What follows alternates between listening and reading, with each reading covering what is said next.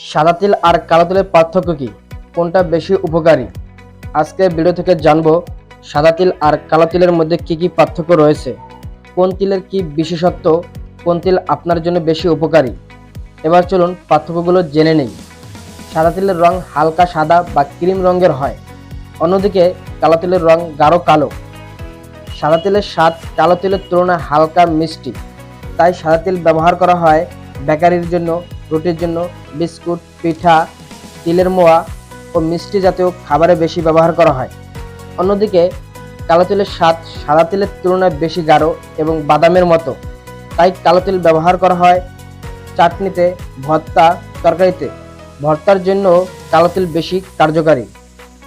দুই ধরনের তিলই পুষ্টিকর।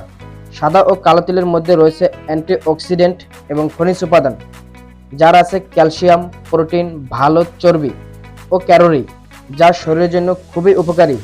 দীর্ঘমেয়াদী সুস্থ থাকার জন্য তিল অনেক কার্যকারী খাবার।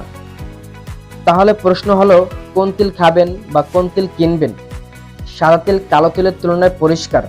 বাজার থেকে আমরা যে তিল সংগ্রহ করি তার মধ্যে সাদা তিল দেখতে সুন্দর ও অনেক পরিষ্কার। সাদা তিল হচ্ছে মেশিনে প্রসেস করা ও বিদেশ থেকে ইম্পোর্ট করে বাংলাদেশের বাজারে সাপ্লাই দেওয়া। অন্যদিকে কালো তিলে সাদা তিলের তুলনায় একটু অপরিষ্কার।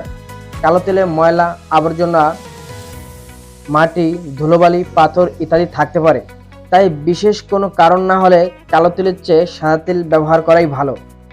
যদি আমাদের তথ্যগুলো ভালো লাগে তাহলে অবশ্যই আমাদের চ্যানেলটি সাবস্ক্রাইব করবেন। ধন্যবাদ।